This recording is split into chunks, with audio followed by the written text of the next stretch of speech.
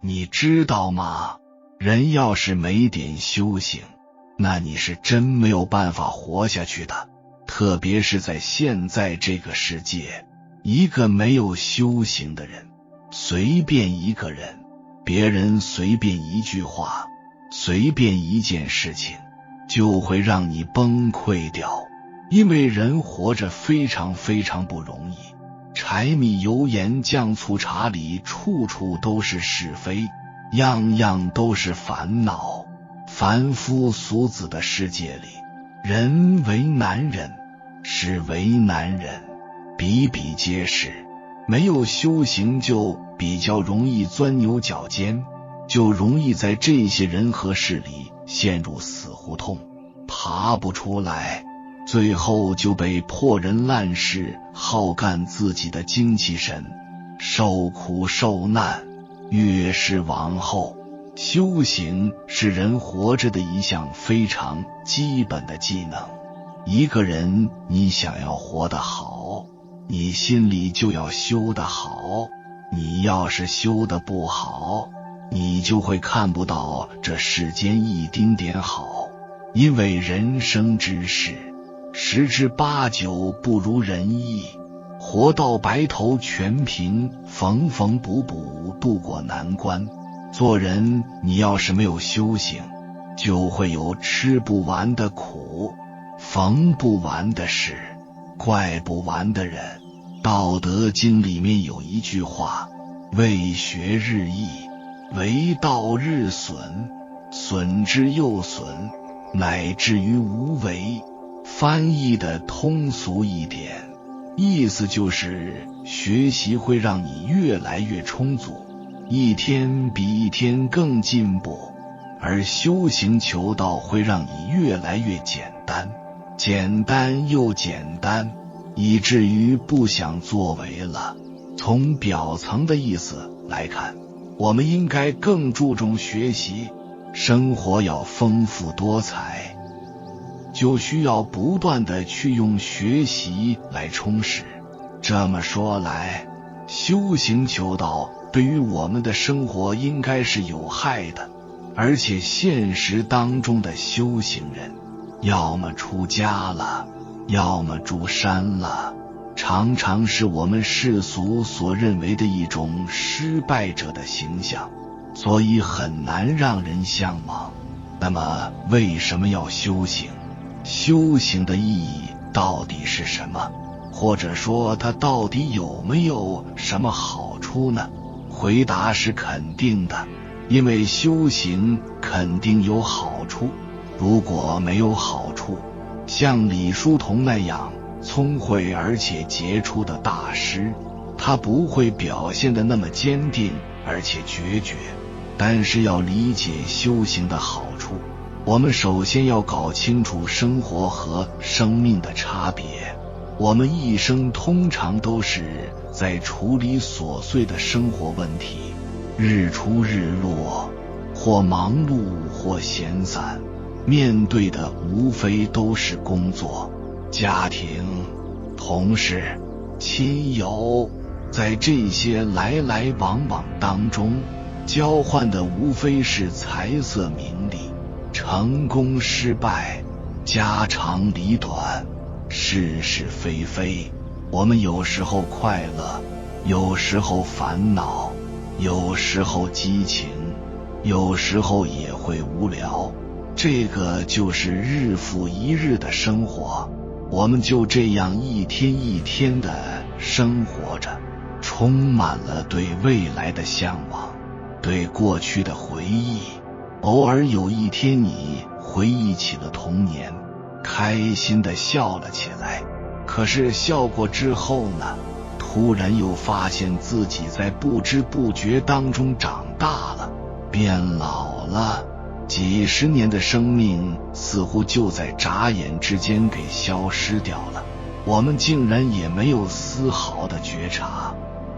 再往后一想，剩下这几十年也会不知不觉的消失，那种失落感突然就会来，反正这一切早晚都会逝去，那生命又有什么意义呢？假如这次回忆刚好是在秋天，秋叶一片片飘落，天空阴沉下来，雨声淅淅沥沥的，那我们就会莫名的忧伤起来。感时花溅泪，恨别鸟惊心，早晚是要和这个世界分别的，那时候会是个什么样子呢？如果你有过这样的心灵体验，那说明你已经穿透生活，开始了生命的思考。生从何来？死往何去？这是人类最终极的提问。生命到底是怎么回事？为什么要生？又为什么要死？我们从哪里来？又要去向哪里？是会彻底消失还是不会？生死有没有谁在做主？如果有，是谁？如果没有，难道是随机的吗？如果既不随机又没有人做主，那么真相到底是什么？这一系列问题就是修行所要面对的第一层的问题。许多埋头生活的人，他其实没有真正去思考过这类问题。对于这类人来讲，如果他们确实不愿意思考，我觉得也没有必要叫醒他们，不要打扰他们。有时候叫醒他人的美梦也不见得是件好事儿。修行是相对高级的智慧，面对的是世界的虚无和生命的无常。对于物质需求强烈并且精神比较单薄的人来讲，它是另外一个维度的事情，他们没有必要参与，也最好不要参与进来。因为身心被欲望占据的人去参与修行，就像是穿了衣服的猴子进到了教室，你除了扰乱他人之外，什么也学不到。而方法合理、心地清明的正确修行，它确实是能达到一些境界的。这些境界能让我们的心量越来越大，视野越来越开阔，精神也越来越充实，生活自然也越来越恬静。而且在沉静无染、一心不乱的境地，我们就有机会去体验一种无我而在、默身不云的存在状态。默身不云是《道德经》里讲的，通常把它解读为身体虽然死了，但精神一直在流传，虽死犹生。而从修行的角度来讲，老子其实说的是生命在不依赖身体时的那种存在状态。这种究极状态，佛陀称它为涅槃。涅槃能让我们洞悉宇宙，穿透生死，回归生命的本来面目，这是非常高级的状态。修行到位之后，回归生活会非常的淡然，无忧无虑，不起波澜。孔子所要求的人而不忧，智者不惑，勇而不惧的君子境界，对这样的修行人来讲，很自然的、轻松的就能做得到。但是说实话，向往并且接近涅槃境界的人，他面对生活其实并没有什么太多的兴趣，而且你随着修为的不断提升，他会越来越没有兴趣。为道日损，损之又损，乃至于无为，到最后真的就是懒得去处理生活了。这就好比我们去观察世界，当你把这个视野不断的扩大上升的时候，你一开始还能看见人群，升得高了，人看起来就像蚂蚁了，再高就只能看见山和海了，再高就什么也分辨不清了。当你看这个地球只有乒乓球大小的时候，地球上的任何一个人的行为它就失去意义了。修行其实就是这样，当你一心关注生命和宇宙的来去变化时候，越是深入就越是淡然，乃至于不会去留意具体的生活形态了。而现实当中，我们身边的大多数人正好相反，他们一心是只关注生活，沉迷生活的同时肆意地挥霍生命，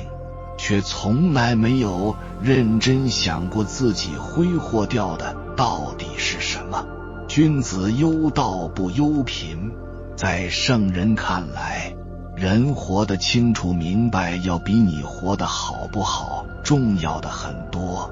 而现在的人是忧贫不忧道，你有没有钱最重要，至于道是什么，生命的价值何在，从来不想不问。他们目不转睛，只盯着眼前的利益。这种状态本质上，你说和动物能有什么区别？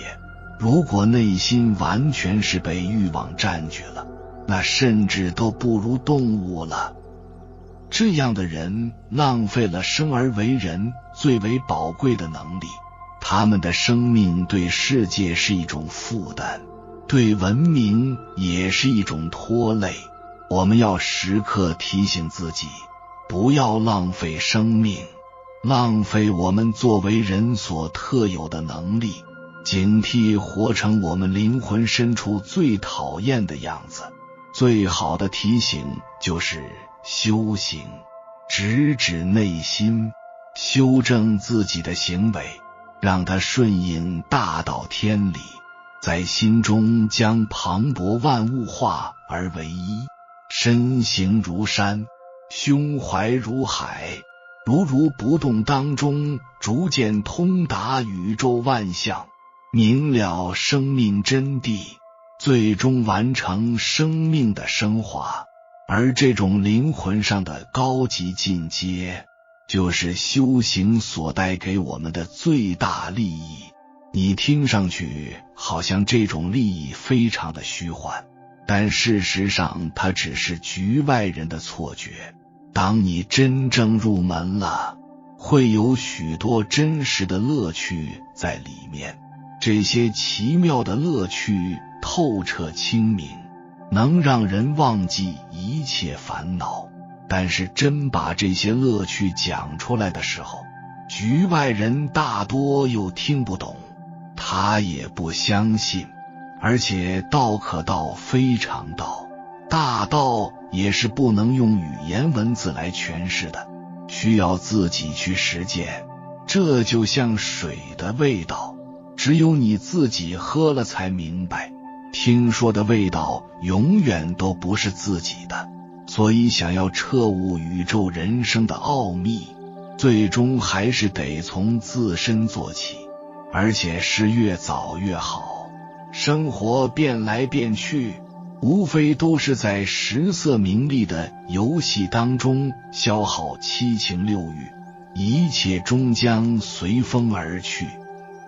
没有结果也没有收获。早早地从生活当中解脱，追求生命的进阶，这一生才有可能有意义。如果是一个真修行的人，你是在他身上看不到太多修行的痕迹。一个人修行不在于说他穿了什么样的衣服，是否拿了珠串，是否做了一些形式的修行的动作。实际真正的修行是在他的内在，他内在是否有一个恒定的、稳定的、清净的心。很多时候我们评断一个人，就是看他在日常生活中能不能在起居坐卧中保持一个平稳的状态，能够好好吃饭，好好睡觉，在待人接物的时候，他始终保持一个稳定的情绪，稳定的心态，在不同的意见、不同的观点、不同的角度发生的时候，他都能保持一个和光同尘，他能用非常接纳和包容的角度来看待别人的不同，因为每个人的根基、因果、福报不同的时候，他都知道对方这样做都是对的，因为对方在他的生命阶段都有他该去做的那个事情。第二个，一个真正修行的人，他的情绪是非常的稳定的，他并不会在一个突发的事情来的时候，他一定要去争执，一定要去争输赢，遇事是处下和手柔的。当他遇到不同的观点、不同的角度、不同的心态的时候，他都能坦然地接纳。因为一个真正修行的人，从来不去想着要去改变别人，因为每个人的生命课题、生命轨迹是不同的，他从来没有想过去争输赢，去改变别人来证明自己是对的，恰恰他会给出空间，让别人能够有那个权利去执行自己的功课，有一个权利来完整的实现自己的功课，从来不会干涉别人的因果。一个真正修行的人，他其实就在关注自己，他很少向外求，因为一个人修心的话，就会在喧闹中能看到安静的存在，他会在喧闹中与安静共处，一个人会在动中找到那个静，并且在动中与静相处，这是修心的一个阶段。大多数的修行人不喜欢评判世俗，高僧大德也是更喜欢独自享受清静，很少会参与到世间事物。在这些人的眼里，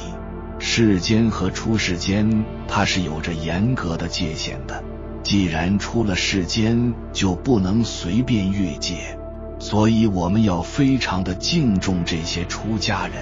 因为一个人为了信仰，能像李叔同那样坚决地从世俗的情感当中彻底剥离，这是件非常艰难并且痛苦的事情，能做到的人绝对都不是普通人，所以我们要把每一位僧人、道人都当作圣人来看，千万不能轻视。作为一位修行人，我并不推崇消极避世的修行方法，佛法其实就在世间，菩萨也在人群里，我们身处的世界其实就是我们想要追寻的一切。眼前的世界既是天堂也是地狱，既是五浊恶世也是极乐净土，所以并不存在一个脱离当下而独立的完美世界，也不存在脱离当下而独立的上帝神佛，一切其实就在眼前，就在现在，浑然一体，完美无缺，只是我们自己的心乱了而已。既然一切都在当下，那就要直面当下，所以修行人想要修出境界，就更应该参与世事，帮助不明真相的人们去化解生命的痛苦和烦恼，而不是躲在一边只顾自己修身养性。自私的避世修行其实没有意义，所谓的开悟得道也只是一个说辞，而且事实上来讲，一旦有了私心，也根本就不可能开悟得道。想要好好的修行，就必须面对世间的一切，如果选择逃避世俗，那修行就是掩耳盗铃的自欺行为。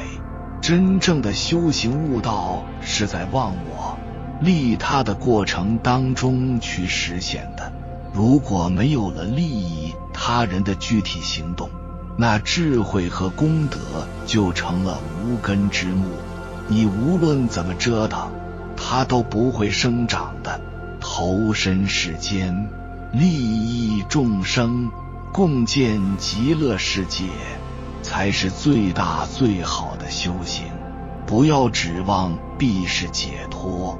而且世间人理解的必是解脱也只是一个假想，甚至可以说就没有根本意义上的解脱。解脱不解脱，解脱到天堂，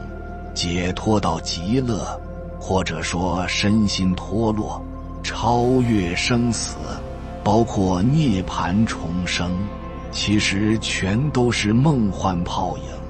来来去去的只有一个本自清净，一切具足的完美当下。这些话听上去非常的直白，而且毫无逻辑，但以我个人的理解，其实没有具体实修过的人，他大多数只会错误地停留在语言表面，不理解他内在的深意。只有那些彻底牺牲过自己的人，才有可能知道这些话语所指示的生命实相。至于生命的实相究竟是什么，生从何来，死往何去，这种终极提问的答案到底是什么，你应该也特别想知道。但我建议你根本不要去想这些问题，你只要一提问，就出现了一个疑问的主体，而这个被感知为自我的疑问主体本身就是一个假象，给这个虚幻的主体做解释是没有意义的。只有忘记这个虚幻的主体，不断地在利益他人的过程当中去消减掉这种虚假的自我认知，才真正有机会看清楚生命的实相。而一旦看清了生命的实相，那就彻底的明白了。而且这种明白不需要他人告知，也无法告知他人。明白就是明白，明明白白，清清楚楚，绝对没有一丝的疑虑。这种似乎和道融为一体的感觉太美妙了。孔子说，朝闻道，夕死可矣。我觉得生命当中最重要的意义，甚至可以说唯一的意义也就在这里。得道者真正找到了生命的源头和归宿，从此永不迷茫。如何成为这样的人？或者说怎样的修行才是正确的修行，才不会误入迷途？这对我们的人生来讲显得尤为重要。正确的方法只有一个，那就是在不断利益世界的过程当中，彻底地消解掉自我。这就是鉴别修行人是否走在正道上的标准。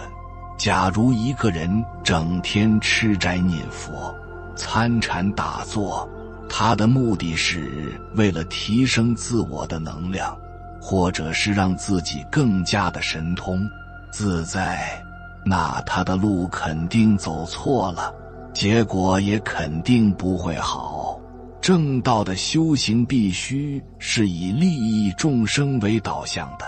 反之就是歪门邪道。这句话它同样适用于出家人。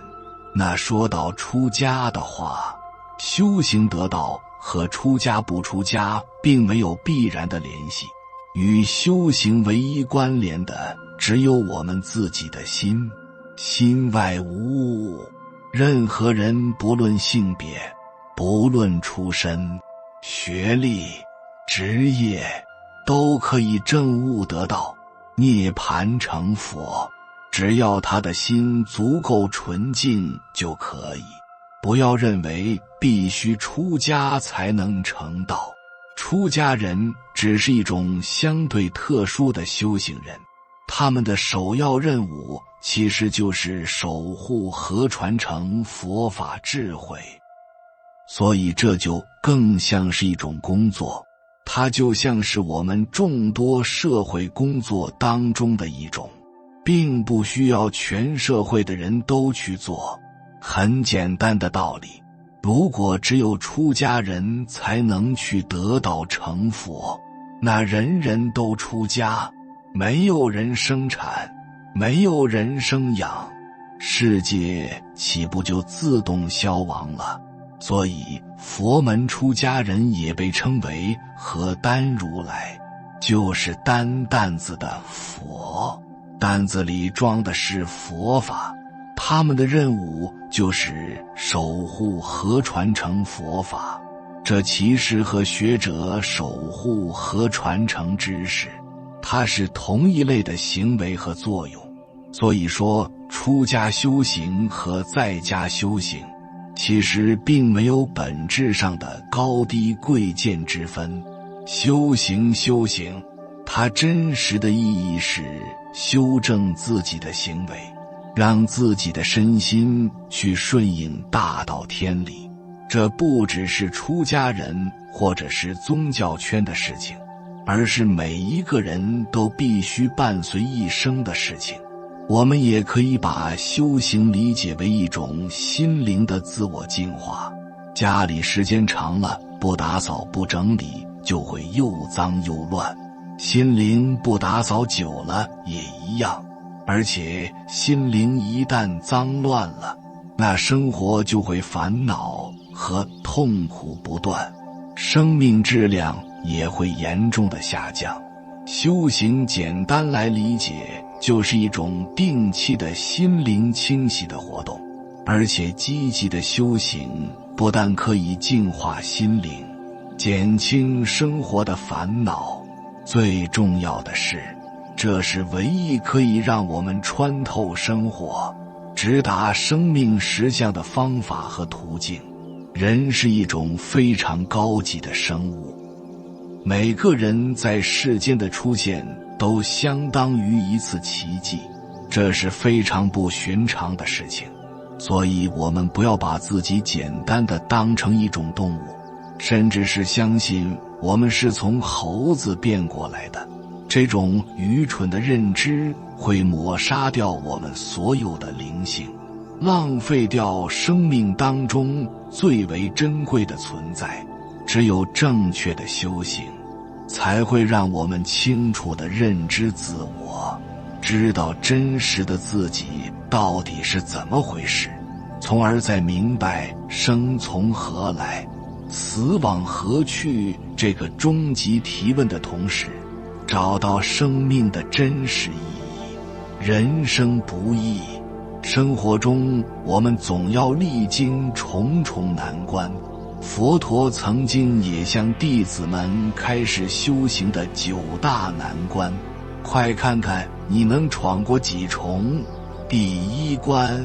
贫穷时也能布施。第1关是说，当我们处于贫穷时，是否还能升起慈悲心去布施众生？很多人出于对财富的执着，一听到布施，便以为是向自己要钱，从而心生不满。我都这么穷了，还让我布施？或是等我有钱以后，一定布施。但须知佛教讲因果业报，贫穷的因根植在过去生的贪吝中，而贫穷的果则在当下显现。如果我们无视因果，继续吝惜布施，那么当下的果也变成了未来贫穷的因。其实佛教的布施并非只有财富一种选项，只要我们在他人需要帮助时，愿意用言语、行为尽一份心力去帮助他人化解烦恼，都属于布施。第二关，富贵后仍能学道。第二关是说，当我们富贵后，是否还能升起学佛的念头？或许有人会说自己远达不到富贵，但这一关还可以引申为，当我们处于某个舒适区时，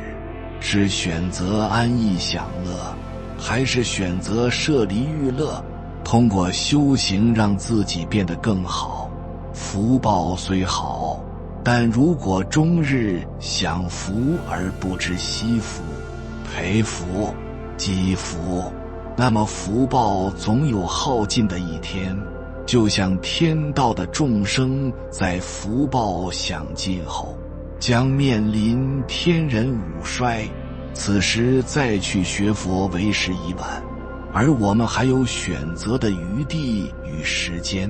第三关，此生能与佛相遇。第三关说的是，此生有缘与佛相遇是很难的，就像悉达多太子出生后，前来为他占卜的阿斯陀仙人痛哭流涕，因为他看到了太子将来必定成佛，但自己年事已高，恐怕将来无法听佛说法，随佛修行。如今距佛陀涅槃已2000余年，距弥勒佛下生也为时尚早，但佛陀留下的经典中依旧留存着他的法身慧命，而附佛外道、迷信玄谈也依旧在阻碍我们亲近正法。因此，如果我们今生能够有缘接触佛法，诵读佛经，依教奉行，都需仰赖宿世的福报与智慧，是非常难得的。第四关，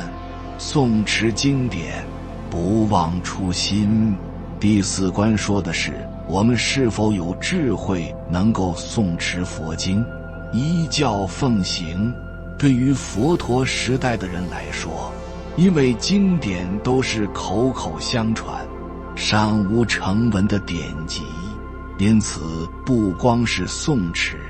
听闻佛经也非常不易。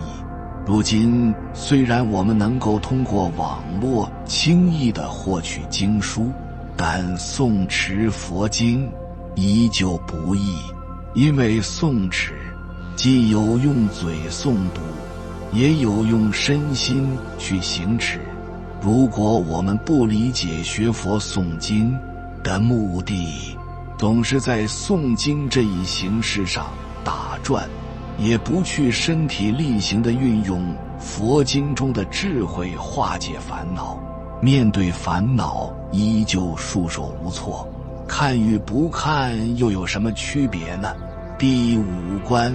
遇到境界不起烦恼。经文念了不少，冥想佛理也听了不少，但遇到境界，我们的心念是否能始终如常，不起烦恼，又是否能在升起的瞬间有所觉察、忏悔呢？生活中，我们厌恶996，自嘲打工人，但除去睡眠时间，却无时不刻在为贪嗔痴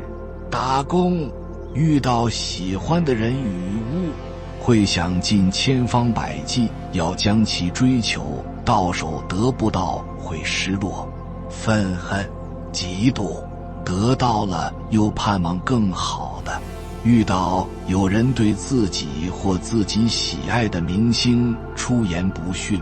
是否能忍住上头的热血事过境迁，心念又是否能不再残留于往事？第六关，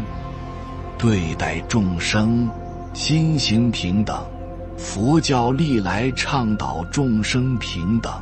劝勉佛弟子消除执着与对立的心念，但我们在修行中却不时会以自我为中心，将人事物予以分级。例如，当我们有某位法师代受三皈依后，是否会升起诸如我皈依的师父比其他法师更厉害，师父教我的法门比其他师兄更好？当我们与同修探讨问题时，是否会认为我学佛的时间久，应该听我的，我懂得比你多，信我准没错？当我们于佛前供香花鲜果后，遇到街边的行乞者，是否也能无私布施？当我们恭敬顶礼法师后，遇到外卖小哥、保洁员等法师以外的人，是否也能恭敬致谢？对此，普贤菩萨在《华严经》中曾作开示：于诸病苦，唯作良医；于失道者，是其正路；于暗夜中，为作光明；于贫穷者，令得福藏。菩萨如是平等饶益一切众生。第七观，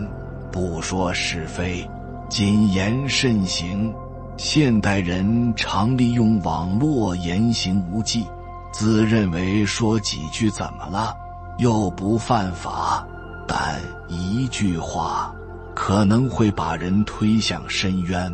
也可以使人放下轻生的念头。在日常的交谈、评论中，我们是否能做到不为自利而说谎，刻意讨好他人，不随意评价、贬低他人，不为他人起绰号，不传播不确定的消息，不挑拨离间？第八观，发现身边的善知识。虚云老和尚曾开示：现今佛不在世，善知识代佛弘法，亲近之也能了生脱死，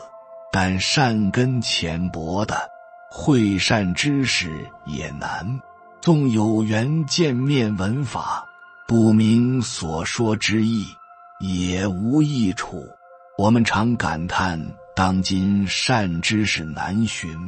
但观音菩萨早已开示，将会依众生根基化现种种形象度众。我们所缺的并非是善知识，而是遇到善知识的福报与辨明善知识的智慧。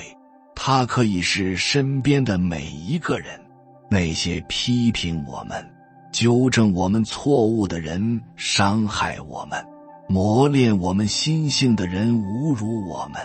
训练我们忍辱的人欺骗我们，增进我们智慧的人蔑视我们，撼动我们执着的人。第九观，坚持度自己，度他人。佛陀曾告诉地藏菩萨，众生刚强难度，即使一时遇善知识被度化，不久后又会受烦恼欲望所牵。对此，菩萨应无有疲厌，坚持反复度众。对于当今的佛弟子，戒奶茶、戒熬夜都尚且艰难，面对花花世界的其他诱惑，又是否能坚守佛陀的言教，依教奉行呢？面对不会使用手机、虚拟支付的父母，面对怎么教也教不会的孩童，又是否能有佛菩萨那样的毅力与耐心去反复教导呢？有缘人，感谢你看到最后。如果今天的影片对你有所帮助，请按个赞给我响应，回复一句心若莲花。愿你于修行之途心无挂碍，常照菩提之光，所行皆坦途，所欲皆吉祥。还没有订阅频道的，请点击右侧的订阅按钮，欢迎加入修行者的行列，共同感悟宇宙人生的美妙和神奇。随喜转发，传播善知识，功德无量。